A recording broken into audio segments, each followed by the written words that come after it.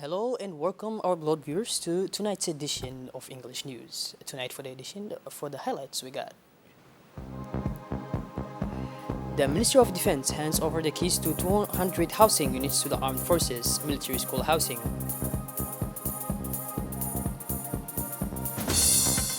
In the international scene migration, the number of migrants who died on their way to Europe has more than doubled.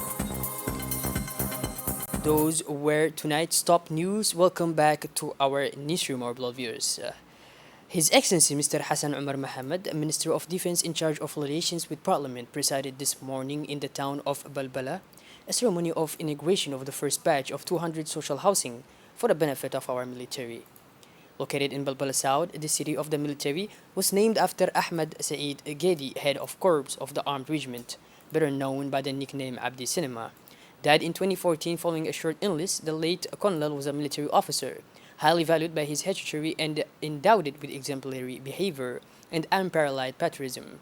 With an area of 89.5 hectares, the construction of this military city is a large-scale project that consists of the construction of 3,700 housing, type F1 to F4, with a first phase of 500 housing, followed by 700 other housing, and so on. Indeed, this project of construction of a city for the benefit of our military is part of the enlightened policy of His Excellency Mr. Ismail Umar Gille, President of the Republic, Head of Government, and Supreme Chief of the Armed Forces, who has made home ownership of low-income and intermediate households his hobby horse. A project concentrated by the Chief of General Staff of the Armed Forces, Lieutenant General Zakaria Sheikh Ibrahim. A total of 200 military households have benefited today from the first batch. This colorful ceremony brought together the mayor of Djibouti, the directors of the company Hamdani, the director of the bank BOA, Bank of Africa. The military delegation headed by General Zakaria Sheikh Ibrahim included Brigadier General Tahir Ali Mohammed, Major General Hassan Ali Kamil, former advisor to the Chief of Defense Staff and current advisor to the President of Defense Matters, senior officials of the defense and security forces and officers of the armed forces. Upon his arrival, His Excellency Mr. Hassan Umar Mohammed was welcomed by the Chief of General Staff of the Armed Forces, General Zakaria Sheikh Ibrahim. At the end, His Excellency Mr. Hassan Umar, accompanied by General Zakaria Sheikh Ibrahim, began the review of the Picket of Honor composed of the national music, a section of female personnel of the Army, a section of the Air Force, and a section of the National Navy.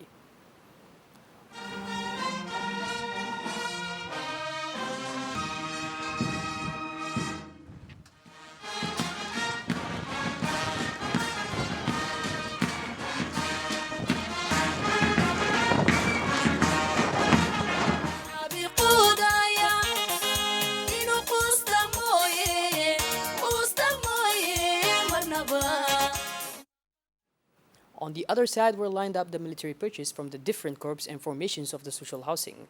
The national music sounded the national anthem. At the end of the Picket of Honor, His Excellency Mr. Hassan Umar Mohammed was installed in the official gallery.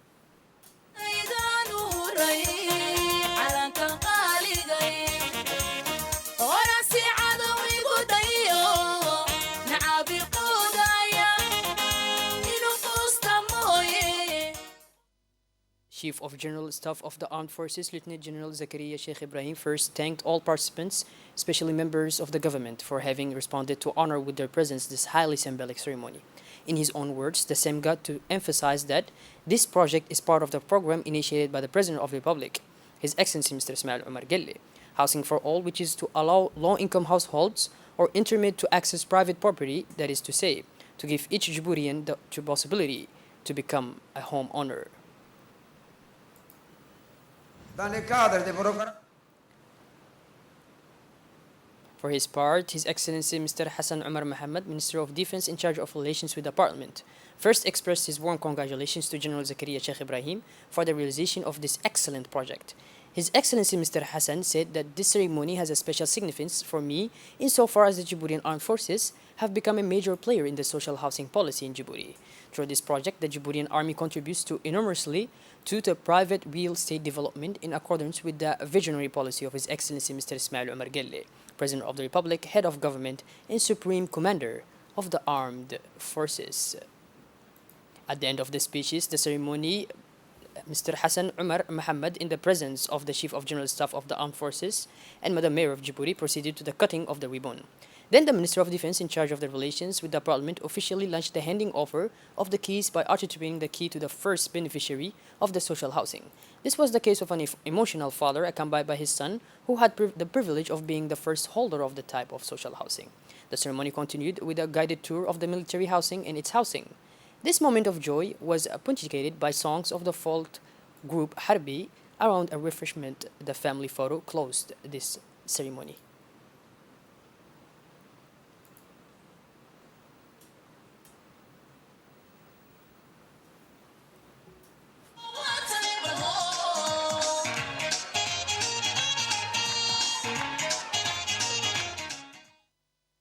The Harbi group, as usual, has animated this beautiful day by songs and dances around the snack content for this occasion. Let us look at the scene.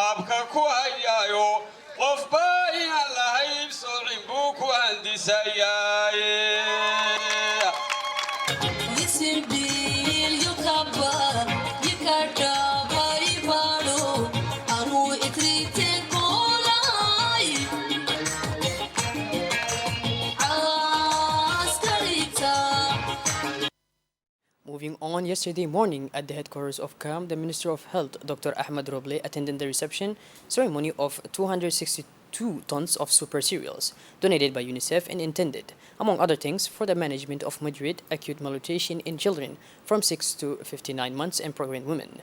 This reception ceremony took place in the presence of the Ambassador of the European Union in Djibouti, His Excellency Mr. Aden O'Hara, the Ambassador of France, His Excellency Mr. Arnaud Guillou, the representative of UNICEF, Mrs. Melva Johnson, and the representative of World Food Programme, Mrs. Mary Njorga.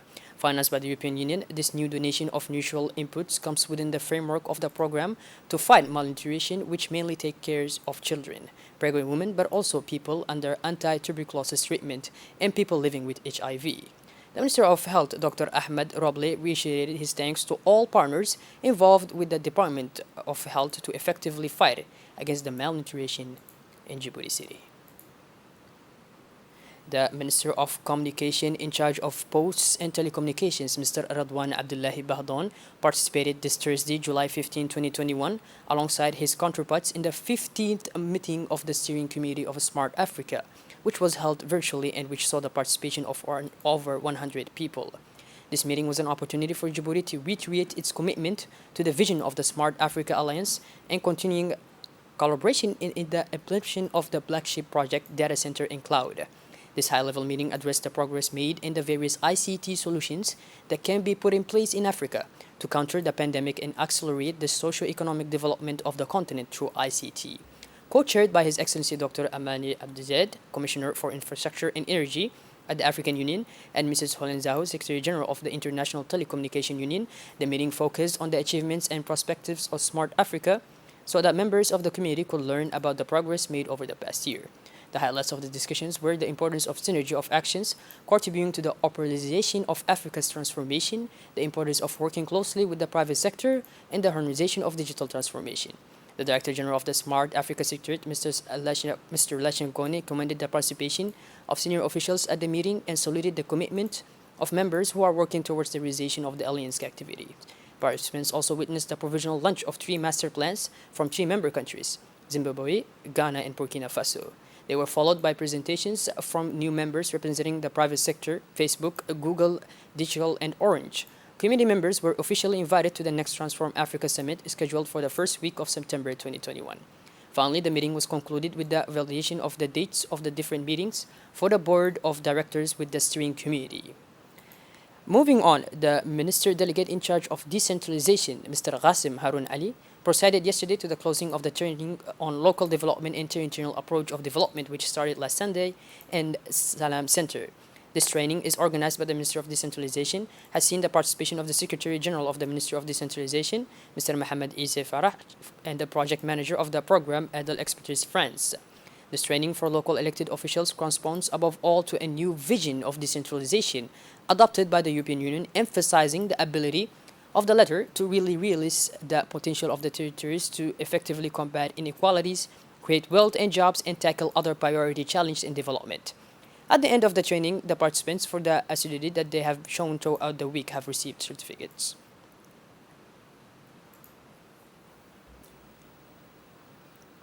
In his speech, the Minister Delegate in charge of decentralization, Mr. Qasim Haroun, thanked the trainers of CDL, the French expertise, and the decentralization staff for having organized this training from start to finish. This morning at the Hassan Gulait Stadium was held an important ceremony of delivery of lots of materials and sports equipment for the benefit of several sports associations of the capital and the regions, in preparation for the summer tournament that will begin very soon. These lots composed of footballers, basketball, handball, nets, as well as cups and medals, as trophies were handed over to the presidents and representatives of different sports associations. The event was attended by the acting Minister of SEGS, Mr. Abdul Karim Sher, the Minister of Labor in charge of the reform in the administration, His Excellency Mr. Isman Ibrahim Roble, the Minister of Environment and Sustainable Development, His Excellency Mohammed Abdul Ghadir, the Minister of Communication in charge of Posts and Telecommunications, His Excellency Mr. Radwan Abdullahi, the Minister of Education and Culture, His Excellency Mr. Muhammad Musa, the Minister of Education and Culture, His Excellency Mr. Abdul Qadir Radwan Abdullahi Baldon, the Mayor Mrs. Fatuma Awale, the Secretary General of the SEGS Mrs. Khadija, the Presidents of the different communes, several members of the Secretary of State in charge of sports, and the beneficiaries. It should also be noted that the Minister Abdul Karim Adan Sher took his opportunity to emphasize the importance of sport and its impact on the body of a practitioner. He then made a point of encouraging the participants in these missions entrusted to them while warning them of the proper use of materials. The competitions will be held throughout Djibouti City and in the interior regions from this weekend and will continue for a month in the end of the summer. The Day of Democracy and National Unity in Turkey was celebrated today at the Turkish Chancellery, chaired by Turkish Ambassador His Excellency Mr. Salim Levanit. 5 important years have passed since the July 15 coup attempt by the terrorist organizations FETÖ.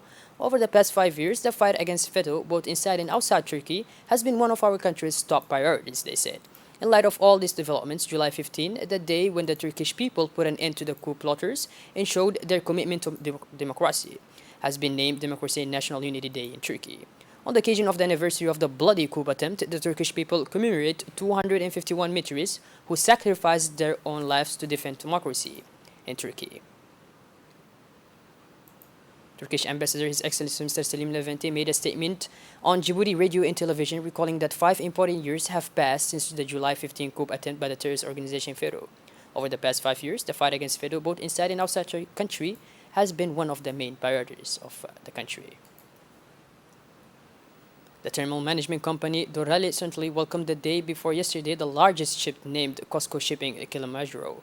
COSCO Shipping Kilimanjaro is a container ship, was built in 2017, is currently sailing under the flag of Hong Kong.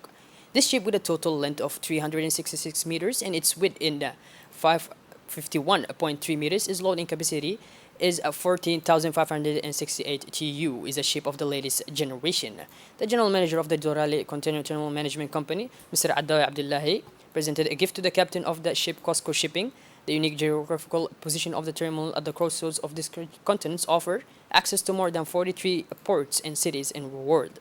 SGT in its terminal of choice for the largest shipping lines including PIL, MSC, Maersk, COSCO, CMS/CGM, Hapag Lloyd, and Evergreen. The general manager of the management company of the Dorale Container Terminal, Abdullah Adawi, in his speech recalled that this ship is the largest ship that has ever landed in the Republic of Djibouti and that this is the performance of the SGTD.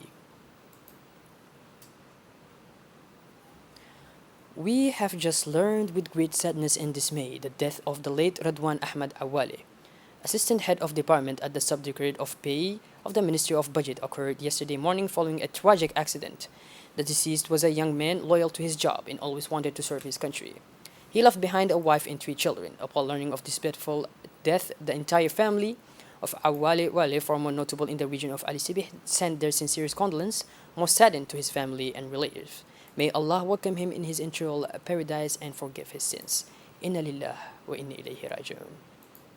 Moving towards the international scene right now, more than 1,146 people died trying to reach Europe by sea between January and June, a number which has more than doubled since last year, says the International Organization for Migration, which is also known as IOM, in its latest report. The route in the center of the Mediterranean linking Libya to Italy was the deadliest, claiming more than 741 victims. These figures are much lower than the reality. The report continues as some shipwrecks are not reported or are difficult to verify. The organization also notes that this wave of deaths coincides with an increase in interceptions by the Coast Guard. They are regularly accused by NGOs of mistreating asylum seekers, particularly during interceptions and disembarkations on the North African coast. By this, our beloved viewers, we conclude this edition. Thank you for being with us and make sure to tune in later for the French edition with our colleague Tariq. Thank you and spend a lovely night.